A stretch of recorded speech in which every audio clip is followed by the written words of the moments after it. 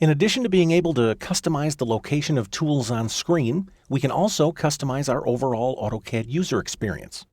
In this lesson, we're going to look at how to adjust AutoCAD's preferences, otherwise known as options. To open the Options dialog box, I'm going to open the Application menu, and I'll come down and choose Options. Now, since we're just starting out, we're not going to be making extensive changes to the preferences at this time.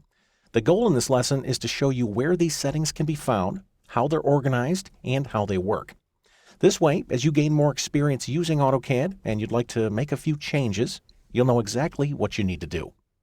First of all, notice the Options dialog box is organized into tabs. And the tab names are task-based, much like they are on the ribbon. On each tab are a large number of settings, and these settings are further organized into smaller groups, much like the panels on the ribbon.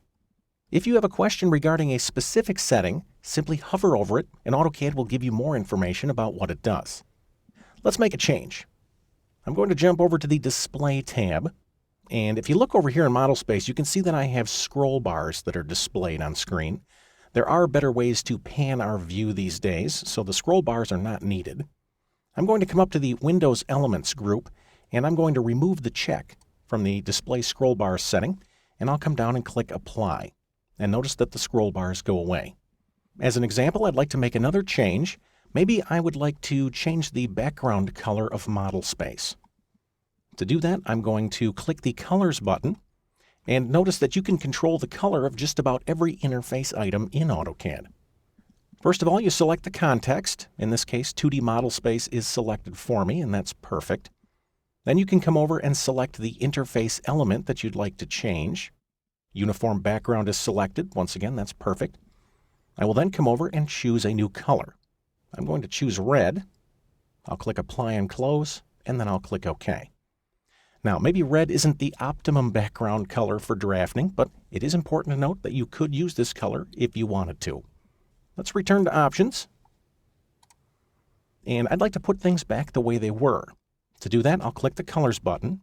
And you may wonder if you get in and change a lot of these things, maybe do you have to write the numbers down so you can remember in the event you'd like to restore them? That's not the case. You don't have to worry. AutoCAD will do the remembering for you. Over here on the right side, I have several buttons I can use to put things back the way they were. In this case, I've only changed one thing, so I'm going to restore the current element. In the event I changed several things within this context, I could restore everything by clicking the Restore Current Context button. I can also restore all contexts. Let's finish by clicking Apply and Close. I'm going to jump over to the Open and Save tab now. If we look right here, we can see that AutoCAD by default is going to save the drawings in the 2013 format.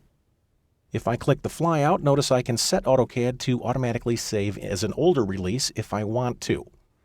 Now be aware, if you do save your drawings as an older release, your drawing will be permanently converted such that it will display properly in the older version. Since 2013 represents a brand new file format, the only way to open these drawings using an older version of AutoCAD will be to save the drawings as an older release. So keep this in mind if you want to save backwards.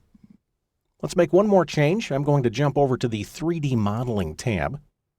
And if we look right down here, you can see that we have a display setting for the view cube. The view cube shows up right here in Model Space. Now, if you are only going to be working in 2D and you don't see yourself needing the view cube, you can remove the check from this setting, click Apply, and he will never bother you again. Once again, I'm going to restore my settings by rechecking that box. I'll click Apply, and when I'm finished fine-tuning AutoCAD to my needs, I'll come down here and click OK. In this lesson, we learned that AutoCAD can be greatly customized by adjusting the settings in the Options dialog box. As you become more comfortable using AutoCAD, I would encourage you to revisit these settings, and with a little effort, you can personalize your version of AutoCAD to exactly match the way you like to work.